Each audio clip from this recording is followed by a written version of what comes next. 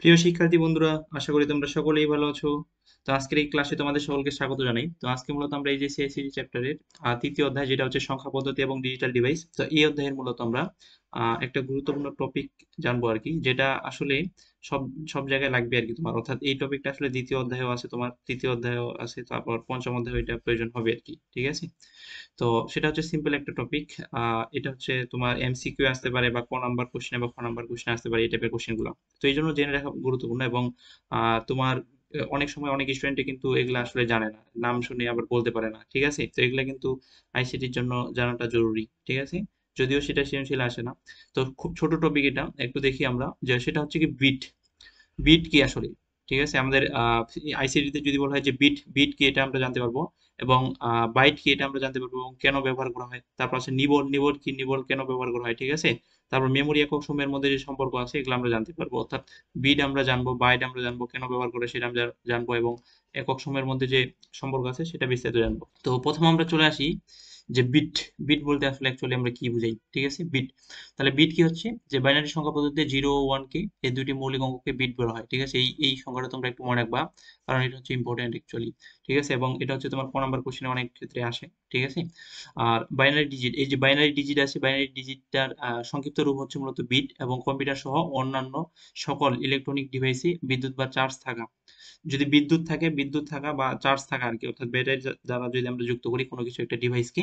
ঠিক আছে? তো চার্জ থাকা না থাকা, এই দুটো ভিন্ন অবস্থাকে সহজেই আমরা ওয়ান বা জিরো, এই দুটি বাইনারি ডিজিটের ভ্যালু সংবলিত বিটের মাধ্যমে ডেটার একক হিসেবে উপস্থাপন করতে পারি বা করা যায়। অর্থাৎ যদি কারেন্ট থাকে, এমন একটা অবস্থা বিদ্যমান থাকে কোনো একটা ডিজিটাল ডিভাইসে, তাহলে সে যেই ভ্যালুটা সে সিলেক্ট করবে সেটা হচ্ছে ওয়ান অ্যাকচুয়ালি। যদি কারেন্ট থাকে, কারেন্টের উপস্থিতি বুঝে কম্পিউটার ওয়ান, এবং কারেন্টের অনুপস্থিতি মানে কারেন্ট নাই এমন একটা অবস্থা বুঝে জিরো। ঠিক আছে? এটাই জাস্ট। সকল, শুধু কম্পিউটার না অ্যাকচুয়ালি, যে সকল ডিজিটাল ডিভাইস যেগুলো আছে সেগুলাই। তো যাই হোক, তারপরে আমরা আসি বাইট। বাইট, বাইটটা একটা ইম্পর্টেন্ট বিষয়। ঠিক আছে? তো বাইট যদি আমরা আসি, তো ৮ বিট, ৮ বিট একত্রে একটি বাইট গঠন করে। অর্থাৎ আমরা সংক্ষেপে বলতে পারি যে ৮ বিট মিলে বাইট, ৮ বিটকে একত্রে বাইট বলা হয় আরকি। ঠিক আছে? এবং যা কম্পিউটার ডেটা প্রক্রিয়াকরণে একটি অক্ষর, অক্ষর মানে একটা ক্যারেক্টার। যেমন আমরা কি এ, বি, সি, ডি, ই, এফ, জি, ছোট হাতের বা বড় হাতের হোক, এই ক্যারেক্টার গুলো আছে না? এই ক্যারেক্টার গুলা মেমোরি, কম্পিউটারের মেমোরিতে জায়গা নেয় 1 বাইট। ঠিক আছে? এইজন্য আহ বলা যায় যে ডেটা প্রক্রিয়াকরণের ক্ষেত্রে 1 বাইট ইকুয়ালস টু অ্যাকচুয়ালি একটা ক্যারেক্টার বোঝায়, বা ক্যারেক্টারের সমান জায়গা নেওয়া বোঝায় অ্যাকচুয়ালি। আর বিট বাইট এগুলা যেগুলো আছে, এগুলো হচ্ছে ক্ষুদ্রতম, এই যে ডেটা, ডেটা ক্ষুদ্রতম ব্যবহারযোগ্য একক হিসেবে ব্যবহৃত হয়। অর্থাৎ আমাদের কাছে একটা ইমেজ, ইমেজ যে থাকলো সেটা কত এমবির ইমেজ, আমরা অবশ্যই অনেক সময় একটা ছবি তোলার পর দেখি যে কত এমবির ইমেজ। ঠিক আছে? অথবা আমরা কোনো একটা গান যদি ডাউনলোড করতে চাই, তাহলে দেখি যে কত এমবির।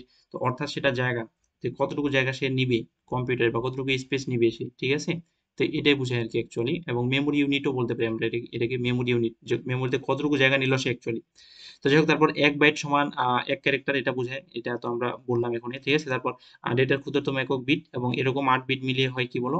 ১ বাইট। ১ বাইটের সমমান স্থানকে নির্দেশ করা হয়, যা কম্পিউটারে ব্যবহৃত যেকোনো মেমোরির ক্ষুদ্রতম একক হিসেবে ব্যবহৃত হয়ে থাকে। ঠিক আছে? এই জিনিসটা একটু মাথায় রাখবা। তো যাই হোক, তারপরে আমরা চলে আসি নিবল।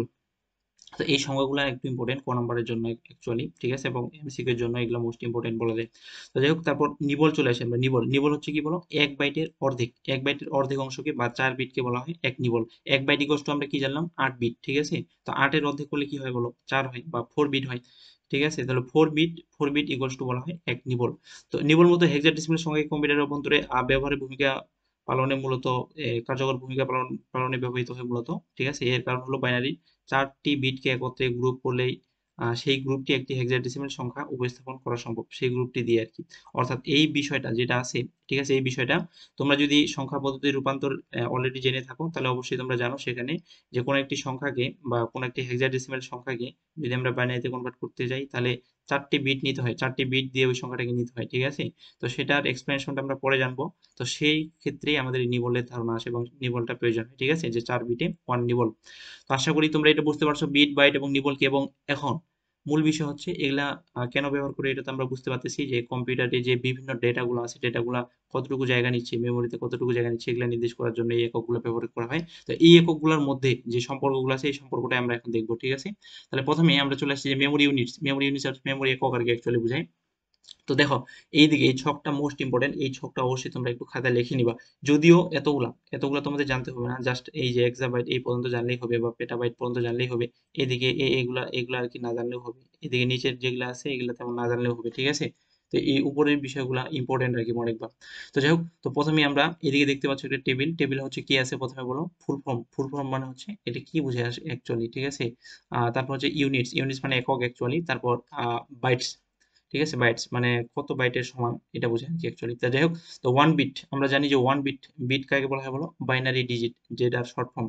এই যে বাইনারির মধ্যে বিআই এবং ডিজিটের মধ্যে টি, সবার শেষে যে টি আছে অ্যাকচুয়ালি, এই দুইটা নিয়ে বিট অ্যাকচুয়ালি গঠিত, ঠিক আছে। আর জিরো আর ওয়ানকে বিট বলা হয়, এই জন্য এখানে জিরো আর ওয়ান, ঠিক আছে, বিট। আর ওয়ান বিট মানে তো ওয়ান বিটই, এখানে জাস্ট ওয়ান বিট লেখা হয়েছে এই জন্য, তোমরা একটু দেখো, ঠিক আছে। তারপর এখানে নিবল, নিবল যদি আমরা চলে আসি, আমরা একটু আগেই জানলাম যে one nibble equals to four bits, ঠিক আছে, বা ফোর বিট, বা ফোর বিটে ওয়ান নিবল। তো এই জন্য ওয়ান নিবল, এই যে ওয়ান নিবল ইকুয়ালস টু কি ফোর বিট, এটা লেখা আছে, ঠিক আছে। বা আমরা যদি বাইট বলতে চাই তাহলে হাফ বাইট, অর্থাৎ হাফ বাইট হবে আর কি, ঠিক আছে। সেটাও আমরা লিখতে পারি চাইলে। তো তারপর আমরা চলে আসি যে one byte, one byte equals to আমরা জানি যে এইট বিট, এটা আমরা one byte equals to eight bit, ঠিক আছে, এটা লেখা আছে এইট বিটস, ঠিক আছে। তো তারপরে আমরা আসি one, one byte equals to eight bit, তারপর হচ্ছে ওয়ান কিলো বাইট। কিলো, এখন কিলো মানে আমরা কি বুঝি বলতো, কিলো মানে কিন্তু আমরা বুঝি 1000। ওয়ান কিলোমিটার মানে কি বলো, 1000 মিটার, ঠিক আছে। ওয়ান কিলোমিটার মানে 1000 মিটার, এটা আমরা সবাই জানি। এখন কিলো মানে বুঝায় 1000, বা ওয়ান কিলোগ্রাম, ওয়ান কিলোগ্রাম বলতে কি বোঝায় বলতো, 1000 গ্রাম, 1000 গ্রামে ওয়ান কিলোগ্রাম বা কেজি, যেটাকে আমরা সংক্ষেপে বলে থাকি, ঠিক আছে।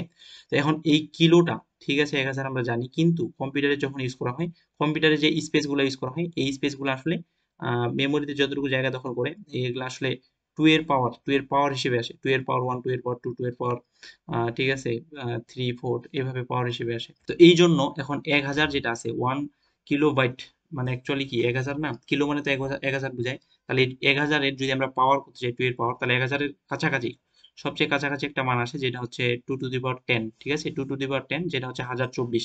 তো এই জন্য one kilo byte equals to লেখা হয় 1024 বাইটস, ঠিক আছে। এই জিনিসটা তোমরা একটু মাথায় রাখবা। তোমরা ক্যালকুলেটরে হিসাব নিকাশ করলে দেখবে যে two to the power ten করলে চলে আসে, এই যে two to the power ten যেখানে আছে, এটা করলে চলে আসে 1024। এই জন্য 1024 বাইটস ইকুয়ালস টু ধরা হয় ওয়ান কিলো বাইট, বা কেবি যেটাকে বলা হয় সংক্ষেপে আর কি। তোমরা অনেক সময় হয়তো দেখবা যে মোবাইলে কোনো কিছু ডাউনলোড করার সময় বা আপলোড করার সময় কেবি এটা আসে। তো এটা মানে বোঝায় কিন্তু এই যে এত কিলোবাইট করে তোমার আপলোড হচ্ছে প্রতি সেকেন্ডে, বা প্রতি সেকেন্ডে এত কিলোবাইট করে ডাউনলোড হচ্ছে, ঠিক আছে। তো অনেক সময় দেখবা তোমরা এমবি, চলে আসি আমরা পরবর্তীতে এমবি। তো এমবিতে বোঝায় মূলত মেগাবাইট অ্যাকচুয়ালি, যেটা হচ্ছে 1024 কেবি, ঠিক আছে। 1024 কেবিতে আবার ওয়ান মেগাবাইট বা এমবি বলা হয় অ্যাকচুয়ালি, যেটা মূলত 10 টু দি পাওয়ার 20 বাইটস বোঝায়, ঠিক আছে। মানে 1024-এ যেহেতু আমাদের ওয়ান মেগাবাইট হচ্ছে, এটার সাথে যদি আমরা বাইটের সম্পর্ক স্থাপন করি, তাহলে 2 টু দি পাওয়ার 20 বোঝায় আর কি, 2 টু দি পাওয়ার 20, এই জিনিসটা একটু মাথায় রাখবা। তো এটা 2 টু দি পাওয়ার 20, আর এর আগেরটা হচ্ছে আমাদের 2 টু দি পাওয়ার 10, এই বিষয়গুলো একটু মাথায় রাখবা, কারণ এগুলো হচ্ছে এমসিকিউ আসে থাকে, ঠিক আছে। তারপর আমরা চলে আসি গিগাবাইট, যেটাকে আমরা জিবি বলে থাকি। সাপোজ একটা মুভি আছে বা একটা কোনো কিছু ফাইল আছে, বললো যে কত জিবির ফাইল, বা মেমোরি তোমার কত জিবি, ঠিক আছে, বা মেমোরি র্যাম রোম কত, বা র্যাম রোম, যেমন আমরা রোম বলে থাকি অ্যাকচুয়ালি। রোম বলতে আমরা কি বুঝি, যে মেমোরিটা আসলে কতটুকু স্পেস আছে, কতটুকু ডাটা রাখার জন্য কতটুকু স্পেস আছে। তো তাহলে আমরা কি বলি, 64 জিবি বা 128 জিবি বা কি 256 জিবি বলি, তাই না। তার মানে অতগুলা ডাটা সে ধারণ করতে পারবে।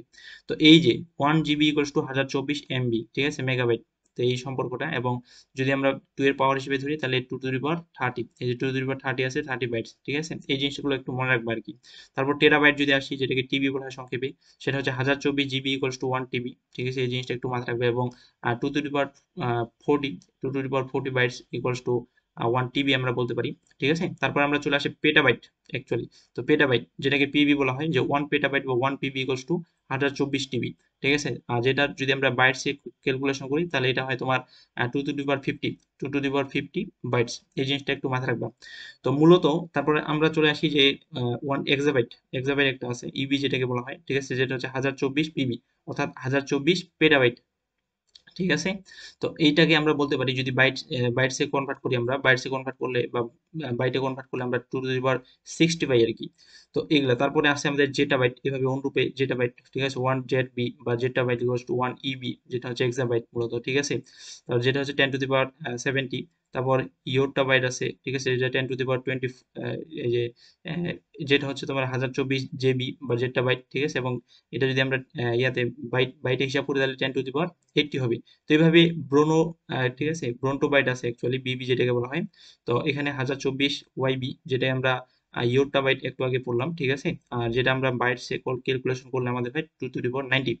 তো তারপর জিওপি বাইট, ঠিক আছে, জিওপি বাইট যেটা আছে, এবং এটা হচ্ছে ব্রন্টো বাইট 1024 ব্রন্টো বাইটে, এবং এটা যদি আমরা বাইট সে ক্যালকুলেট করি তাহলে আমাদের হয় 2 টু দি পাওয়ার 100 এত বাইটস, ঠিক আছে। তো এগুলো আসলে ক্যালকুলেশন মেমোরি ইউনিটের মধ্যে সম্পর্ক, ঠিক আছে। তার মধ্যে আমাদের সচরাচর ইন্টারমিডিয়েট লেভেলে যেগুলো লাগে এক্সাবাইট বা পেটাবাইট পর্যন্ত জানলে এনাফ, ঠিক আছে। অর্থাৎ বলতে পারো এই অংশগুলা জানলে তোমার এনাফ, ঠিক আছে। এগুলো হচ্ছে ইম্পর্টেন্ট বলা যায়। এগুলা তোমার না জানলেও তেমনটা সমস্যা নেই, না জানলেও এগুলা আসবে না এখানে অ্যাকচুয়ালি। তো এগুলা হচ্ছে আমাদের আজকের ক্লাসে আসলে এগুলাই ছিল। আশা করি বুঝতে পারছো, এবং এগুলো অবশ্যই তোমরা নোট করে নিবা, যেন কখনো ভুলে না যাও। এমসিকিউ এ যে কোনো সময় আসতে পারে, এবং শুধু এইচএসসি পরীক্ষা কিন্তু না, পরবর্তীতে তোমার যে বিভিন্ন অ্যাডমিশন পরীক্ষা আছে বা পরবর্তীতে জব প্রিপারেশনের যে পরীক্ষা আছে সেখানেও কিন্তু এগুলা লাগে। তোমরা দেখবে একটু খোঁজ খবর নিয়ে, সেখানেও এগুলা লাগে, ঠিক আছে, এমসিকিউ হিসেবে আসে। তো যাই হোক, আশা করি তোমরা বুঝতে পারছো। এবং এই অধ্যায়ের মূলত তৃতীয় অধ্যায়ের আরো লেকচারগুলো আছে এবং প্লেলিস্ট দেওয়া আছে, প্লেলিস্টের লিঙ্ক এখানে ডেসক্রিপশনে দেওয়া আছে। অবশ্যই তোমরা সেখান থেকে দেখবা, যেগুলো যেগুলো ভিডিও দেখো নাই, এবং সব বোর্ড কোশ্চেনের সলভ পাবো সেখানে, ঠিক আছে। তো ওকে, ক্লাসটা ভালো লেগে থাকলে অবশ্যই চ্যানেলটা সাবস্ক্রাইব করতে ভুলবা না, অবশ্যই সাবস্ক্রাইব করে ফেলবা, ঠিক আছে। এতক্ষণ আর হচ্ছে তোমার বন্ধুদের সাথে অবশ্যই শেয়ার করবা, ঠিক আছে। আর এতক্ষণ থেকে ক্লাসটা দেখার জন্য তোমাকে অনেক ধন্যবাদ জানাই, ঠিক আছে। তো দেখা হবে পরবর্তী অন্য কোনো ক্লাসে। ওকে, ভালো থেকো তাহলে। Thank you so much.